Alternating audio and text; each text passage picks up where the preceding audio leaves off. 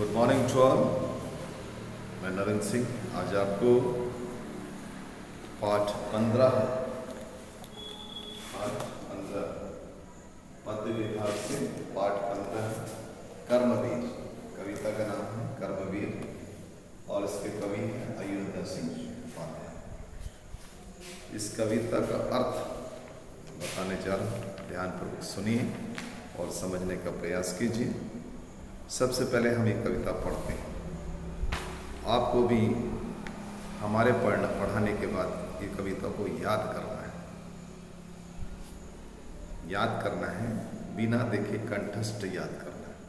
पहले आप पढ़िए, 2 बार 3 बार पढ़िए। पढ़ने के बाद आप एक एक पैराग्राफ को आप बिना देखे याद कीजिए और उसको रफ कॉपी में लिखिए। तो इस प्रकार करने से आपको याद हो जाएगा। तो 1, 2 और 3 स्टांजा है इसमें, 4 1, 2, 3 स्टांजा है। तो एक एक याद कीजिए। पहला एक कहाँ से पहला एक चालू होता है, कहाँ समाप्त होता है, हम आपको बता रहे हैं।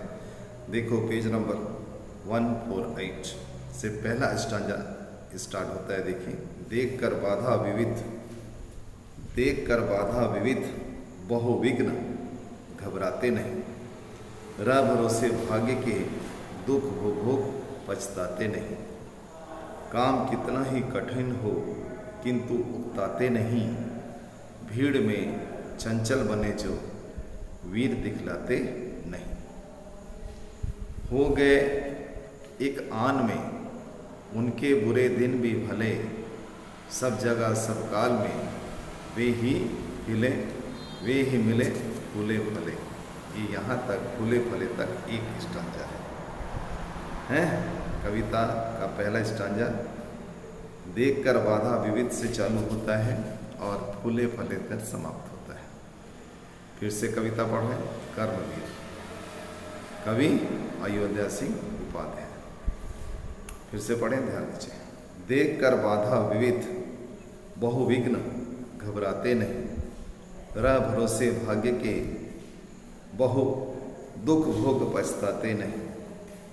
काम कितना ही कठिन हो किंतु उकताते नहीं, भीड़ में चंचल बने जो वीर दिखलाते नहीं। हो गए एक आन में उनके बुरे दिन भी भले, सब जगह सब काल में वे ही मिले फूले फले। अब दूसरा देखिए, दूसरा स्टांजा कर्मवीर कविता का दूसरा स्टांजा हम पढ़ने जा रहे हैं, ध्यान से सुनिए।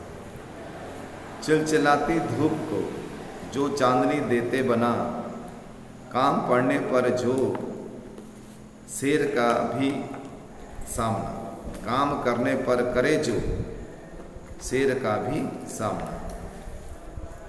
जो कि हंस हंस चबा लेते हैं लोहे का जना, है कठिन कुछ भी नहीं जिनके है जी में यह ठना।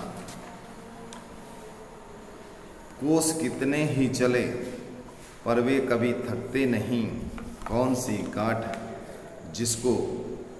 सी है गांठ जिसको खोल वे सकते नहीं। ये दूसरा स्टांजा यहाँ पर समाप्त होता है। अंतिम और तीसरा स्टांजा हम पढ़ने जा रहे हैं, पेज नंबर 150। सब तरह के आज जितने देश हैं फूले फले, सब तरह से आज जितने देश हैं फूले फले।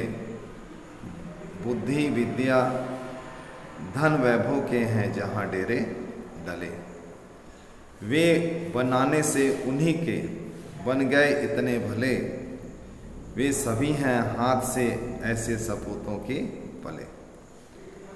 लोग जब ऐसे समय पा कर जन्म लेंगे कभी, लोग जब ऐसे समय पा कर जन्म लेंगे कभी, देश की और जाति की होगी भलाई भी तभी।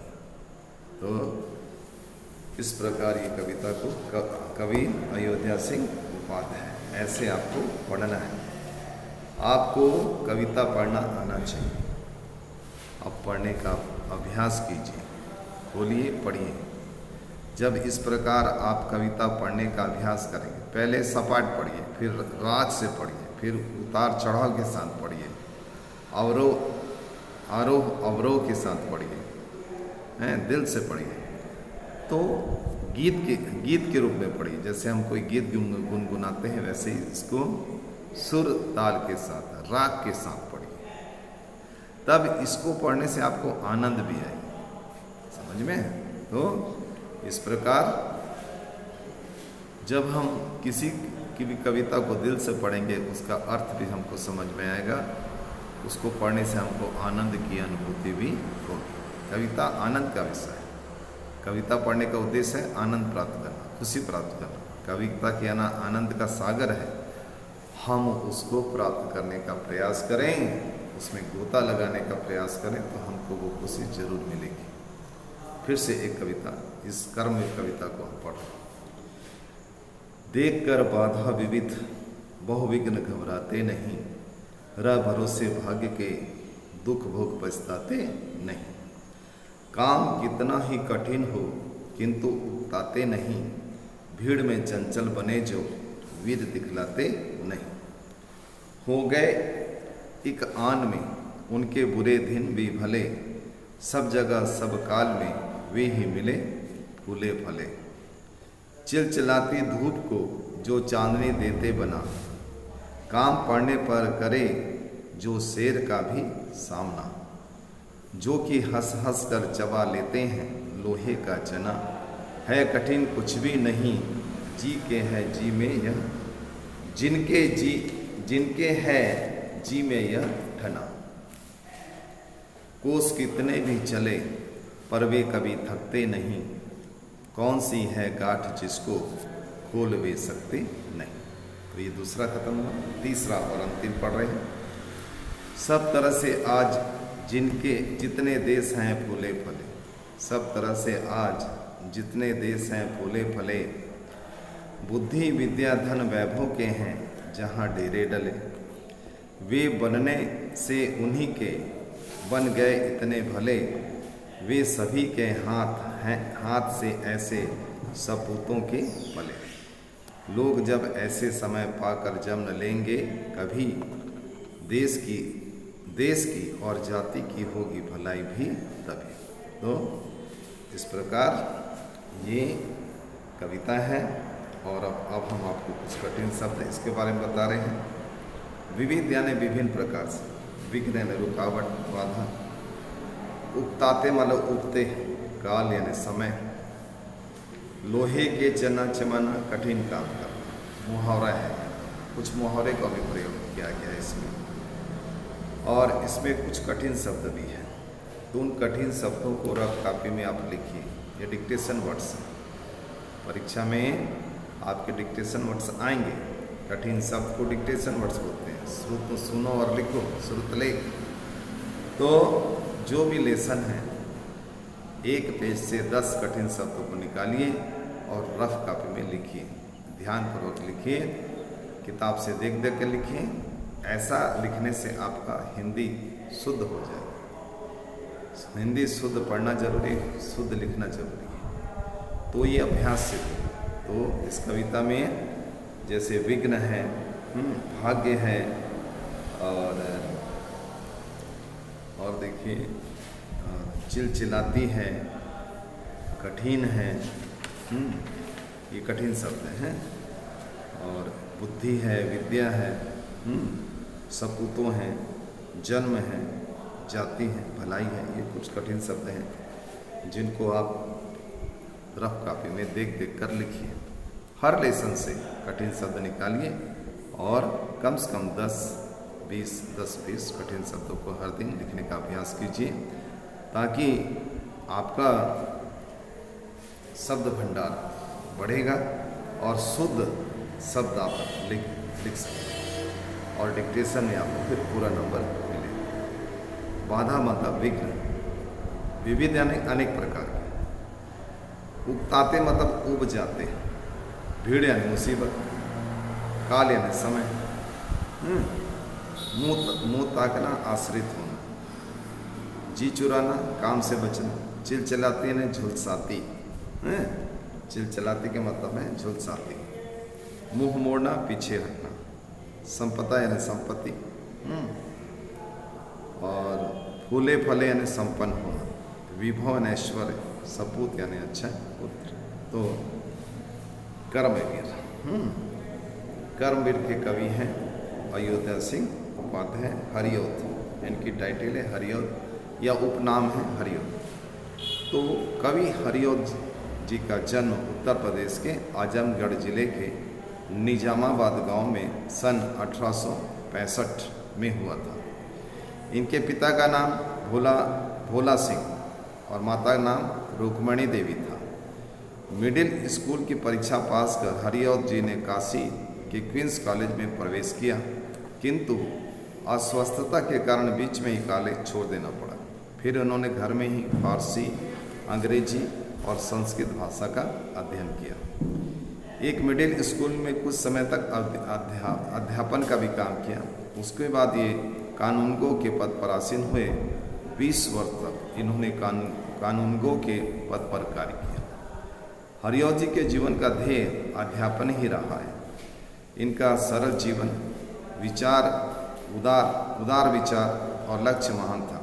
हिंदी साहित्य सम्मेलन की ओर से इन्हें साहित्य वाचस्पति की उपाधि भी दी गई। सन 1947 में अमर यश प्राप्त कर हरिऔध जी ने इस नश्वर शरीर को और इस नश्वर संसार को त्याग दिया।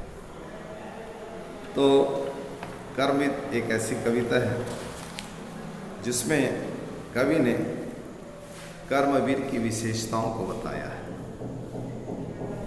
कर्मवीर व्यक्तियों की क्या विशेषताएं होती हैं, किसको कर्मवीर कहते हैं, और कर्मवीर के अंदर क्या क्या गुण होते हैं, ये सारी बातें यहाँ पर कवि ने बताई हैं। अच्छा, तो प्रस्तुत कविता में कर्मवीर के लोगों का गुणों का वर्णन किया है। कवि कहते हैं कि हमें कर्मवीरों के जीवन से प्रेरणा लेनी चाहिए।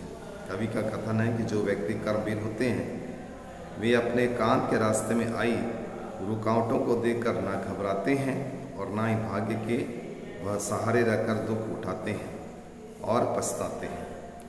वे कठिन काम से भी थकते नहीं हैं और विपत्ति में भी स्थिर रहते हैं। एक क्षण में उनके बुरे दिन भी अच्छे हो जाते हैं।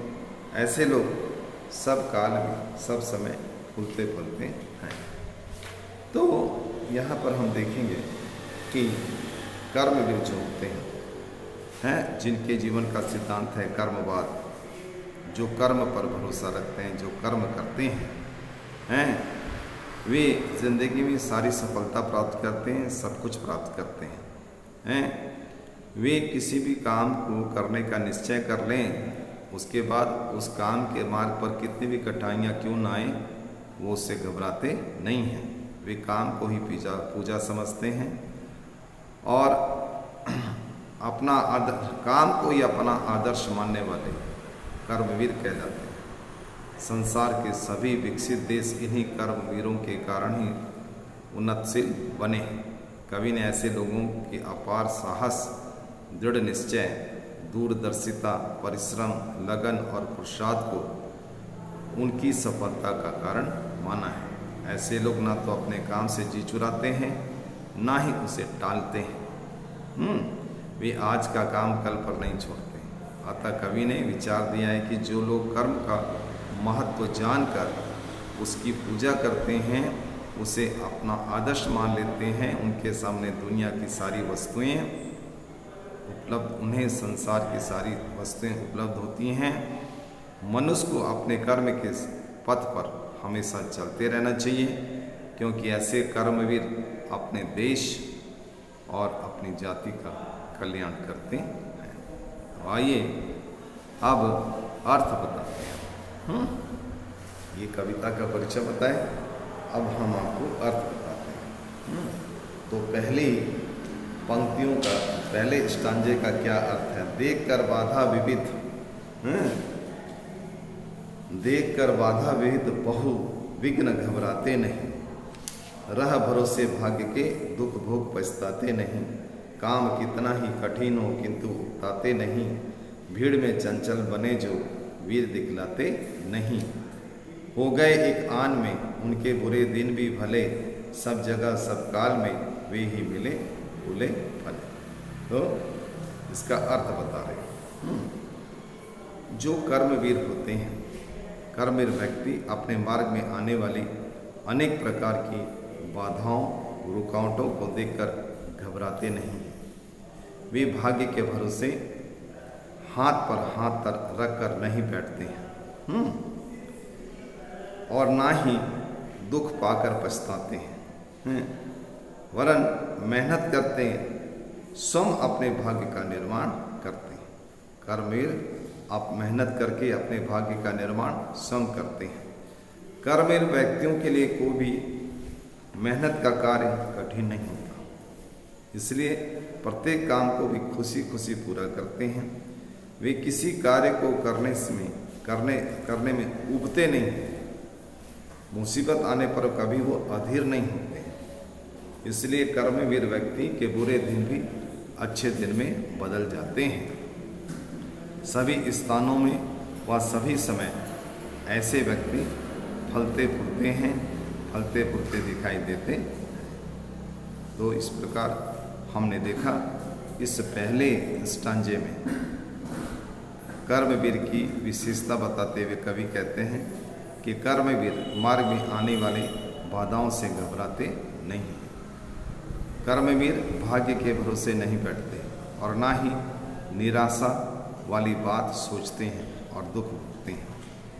कर्मवीर पछताते नहीं हैं। कर्मवीर किसी काम से उबते नहीं हैं। कर्मवीर कठिनाई आने पर उबते नहीं हैं, अधीर नहीं होते हैं। कर्मवीर अपने बुरे दिनों को शीघ्र ही अच्छे दिनों में परिवर्तित कर देते हैं। ऐसे कर्मवीर व्यक्ति सब जगह सब कालों में फलते फूलते हैं। तो इसमें हम क्या देखते हैं कि व्यक्ति का जीवन का निर्माण कर्म से होता है। व्यक्ति कर्म से उन्नति करता है। कर्म करने से उसके जीवन के हर पक्ष की उन्नति होती है। जीवन में कर्म महान है और कर्म से ही व्यक्ति की पहचान है। कर्म से ही व्यक्ति उन्नति करता है, तो कर्म से ही हमारा भाग्य बनता है। अतः मनुष्य को पुरुषार्थी और कर्मवीर बनना चाहिए। अब हम दूसरा बताते हैं, चिलचिलाती। क्या बता रहे हैं आपको? चिलचिलाती। चिलचिलाती धूप को जो चांदनी देते बना, काम पड़ने पर करे जो शेर का भी सामना। जो कि हंस हंस कर चबा लेते हैं लोहे का चना, है कठिन कुछ भी नहीं जिनके है जी में यह ठना। कोस कितने भी चले पर वे कभी थकते नहीं, कौन सी है गांठ जिसको खोल वे सकते नहीं। ये दूसरा स्टांजा है। इस दूसरे स्टांजे का अर्थ हम आपको बता रहे हैं। चिलचिलाती धूप। चिलचिलाती धूप मतलब झुलसा देने वाली धूप। लोहे के चने चबाना, कठिन काम करना। जी में ठान लेना, पक्का निश्चय करना। गांठ खोलना, समस्या का हल करना। तो कवि अयोध्या सिंह हरियोत कर्मवीरों की विशेषता को बताते हुए कहते हैं कि जो सच्चे कर्मवीर होते हैं वे प्रचंड गर्मी धूप को चांदनी में बदल देते हैं। अर्थात धूप में भी वो उसी उत्साह लगन से काम करते हैं जैसे चांदनी में व्यक्ति करता है। वे समय पड़ने पर शेर का भी सामना कर सकते हैं। शेर का सामना मतलब बड़ी से बड़ी विपत्ति का मुकाबला करना, फेस करना। शेर का सामना मतलब कठिन से कठिन मुसीबत का सामना करना। तो वे समय पड़ने पर शेर का भी सामना कर सकते हैं। वे हंसते हंसते लोहे के चने भी चबा देते हैं। अर्थात मुसीबत का डटकर सामना कर सकते हैं। जो भी वे अपने मन में करने का निश्चय करते हैं, वे वह काम चाहे कठिन हो, कठिन से कठिन ही क्यों ना हो, वो करते हैं, हर हाल में करते हैं। कठिन से कठिन कार्य के लिए वह कदम उठाते हैं उनको इसके लिए कितना भी चलना पड़े, कभी वो थकान अनुभव नहीं करते। ऐसी कोई गांठ नहीं है, ऐसी कोई समस्या नहीं है जिसको कर्मवीर हल ना कर सकते हैं। कोई ऐसी गांठ नहीं है जिसको वो खोल ना सकते हैं। यानी हर समस्या का समाधान वो कर लेते हैं, उनके लिए सब कुछ संभव है। अर्थात कर्मवीर के लिए कोई चीज़ असंभव नहीं है।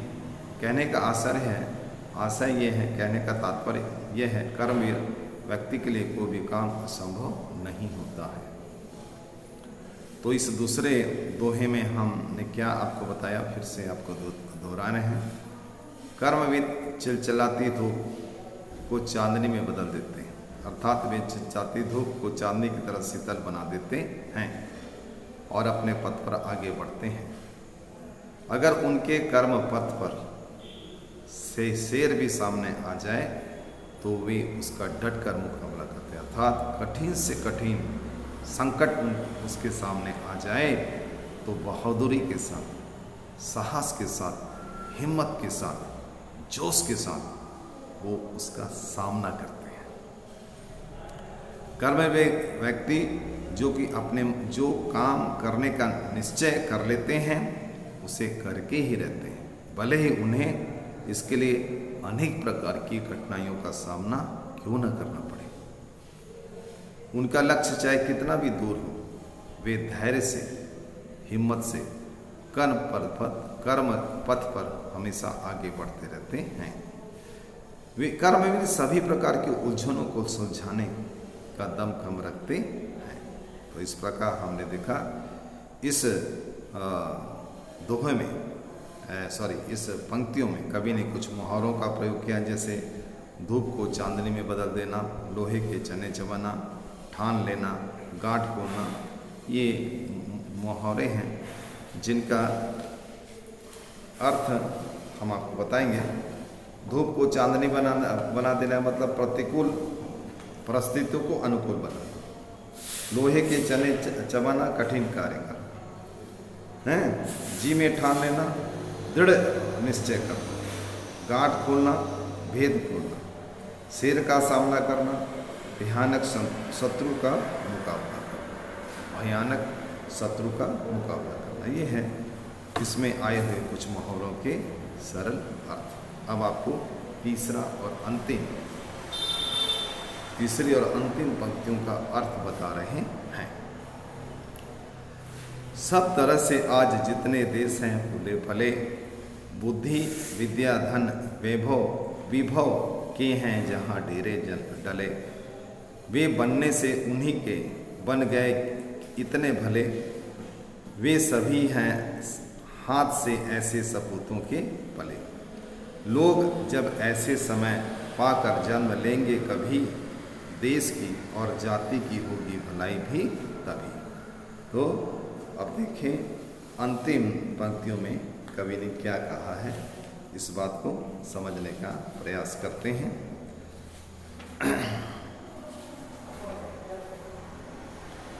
सब तरह से आज जितने देश हैं फूले फले खुशहाल, विभव यानी वैभव, सपूत यानी अच्छा पुत्र।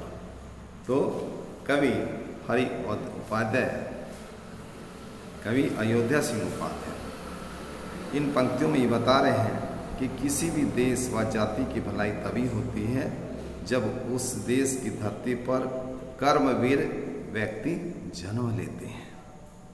फिर से हम दोहरा रहे हैं, यहाँ पर कवि ने यह बात कही है कि किसी भी देश और जाति की भलाई तभी होती है जब उस देश की धरती पर कर्मवीर जैसे व्यक्ति जन्म लेते हैं।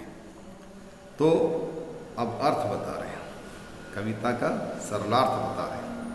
संसार के जितने भी संपन्न देश हैं, आज संसार में जितने भी संपन्न देश हैं चारों ओर से वे फूले फले हैं, अर्थात बुद्धि से, विद्या से, धन से, वैभव से वे भरे पड़े हैं। उनके विकास का श्रेय, उनके विकास में किसका योगदान है? उनके विकास में कर्मवीर पुरुषों का योगदान है। कर्मवीरों के कारण से कोई भी देश उन्नति के पथ पर आगे बढ़ा है, उन्नतशील विकासशील राष्ट्र बना है। विकसित देश कर्मवीरों के ही कारण उच्च स्थान पर पहुँचे हैं और महान देश बने हैं। ऐसे कर्मवीर जब भी कहीं पर धरती पर किसी भी देश में जन्म लेते हैं तो वे उस देश की उन्नति करते हैं, उस जाति का कल्याण करते हैं, उस भूमि का विकास करते हैं। तो अंतिम पंक्तियों में हम कवि क्या बोला है? आज संसार में जितने भी देश सब प्रकार के संपन्न हैं वह कर्मवीरों के योगदान से है। बुद्धि, धन, विद्या और वैभव भी कर्मवीर व्यक्तियों के कारण ही प्राप्त होती है। सपूत शब्द कर्मवीर व्यक्तियों के लिए प्रयुक्त है जिन्होंने अपने देश की समृद्धि में बुद्धि और व धन वैभव दिया है। जिस देश में कर्मवीर जन्म लेंगे वह देश सदा उन्नति के पथ पर आगे बढ़ेगा और उन्नत राष्ट्र बनेगा, उन्नति की ऊंचाइयों को वो छुएगा। ऐसे कर्मवीरों से देश, जाति और सारे संसार का कल्याण होता है। तो किसी देश की उन्नति, विकास और समृद्धि में उस देश के उत्साही, परिश्रमी, कर्मवीर व्यक्ति का योगदान होता है। अतः कवि देश के युवकों, विद्यार्थियों और कर्मवीरों का आह्वान करता है कि वे कर्म क्षेत्र पर प्रवेश करें और अपने राष्ट्र का और अपने देश का कल्याण करें, भलाई करें। तो ये है कर्मवीर कविता का अर्थ। अब आपको क्या काम करना है उसको ध्यान करें, सुनिए। अभ्यास के लिए पेज नंबर 151, इसमें मौखिक, मेरी लेखनी, मल्टीपल चॉइस। पेज नंबर 152 लघु स्तरीय प्रश्न, दीर्घ स्तरीय प्रश्न, मेरे विचार, मेरा सृजन है, भाषा और व्याकरण आदि आदि विषय में। और इसके बाद है नीचे दिए शब्दों के समानार्थी शब्द वाक्य बनाइए। ये सब प्रश्न दिए हैं। आपके पास स्कूल की तरफ से उत्तर भेज दिया गया है। आपके मोबाइल में सभी प्रश्नों के उत्तर, इस पाठ के सभी प्रश्नों के उत्तर भेज दिए गए हैं। आप उत्तरमाला को देखिए और जो काम बुक में करने का है, टेक्स्ट बुक में करने का, छोटे छोटे प्रश्न के उत्तर जो लिखने हैं वो लिख लीजिए टेक्स्ट बुक में। और जो प्रश्न उत्तर जैसे लघु उत्तरीय प्रश्न उत्तर, मौखिक प्रश्न उत्तर, दीर्घ प्रश्न उत्तर, इसको हिंदी नोटबुक कॉपी में लिखिए। इस प्रकार टेक्स्ट बुक में भी काम होगा, नोटबुक में भी काम होगा। स्कूल खुलने पर हम आपकी कॉपी की जांच करेंगे, आपको नंबर देंगे और ये नंबर, होमवर्क का ये नंबर आपकी वार्षिक परीक्षा में आपकी सफलता पर सहायक है। इसलिए पढ़ना और लिखना दोनों साथ साथ करना है। तो इससे क्या होगा, पढ़ाई का भी काम चलेगा और लिखाई का भी काम चलेगा, लिखने का भी अभ्यास बना रहेगा। तो आज हमने जो लेसन पढ़ाया उस कविता को आप अच्छे से पढ़ लीजिए, ध्यानपूर्वक पढ़िए हैं और उसको याद कीजिए, क्योंकि 10 नंबर की कविता बिना देखे आपको सुनानी है। जितनी भी कविताएं इस पाठ में दी गई हैं उसमें से सभी कविता को आपको पढ़ना है। जैसे कि मैं आपको उदाहरण के रूप में बताऊं, पहली कविता है वह देश कौन सा है, ये कविता को पूरा याद करो। दूसरी कविता है आपकी मुस्काना धर्म है, इसको भी याद करो, धीरे धीरे एक एक स्टांजा याद करो। अच्छा, तीसरी कविता है आपकी नदी, बहुत सरल कविता है, इसको भी याद करो। चौथी कविता है आप में कबीर के दोहे, रहीम के दोहे, दो दो लाइन के हैं, आराम से याद हो जाएंगे। उसके बाद आपकी कविता है वह तोड़ती पत्थर, यह भी बहुत सरल कविता है। उसके बाद है कर्मवीर, जो कि आज हमने अभी अभी पढ़ाई है। ये कविता बहुत सरल कविता है। इन सभी कविताओं आपको पढ़ना है और बिना देखे याद करना है और रफ कॉपी में लिखिए, एक एक कविता को लिखिए।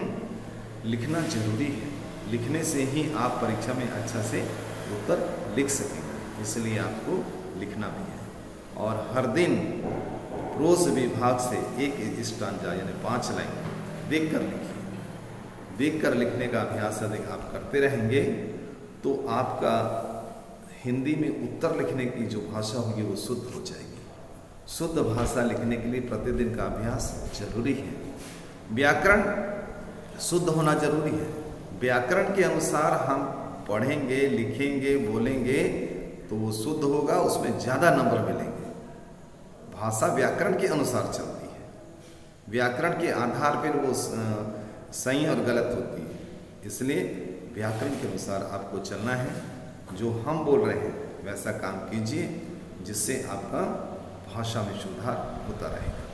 तो ध्यानपूर्वक इस कविता को पढ़ें, रफ कॉपी में लिखें, इसके अर्थ को हमने जो भी अर्थ बताया उसको ध्यान से सुनिए, क्या अर्थ हमने बताया है।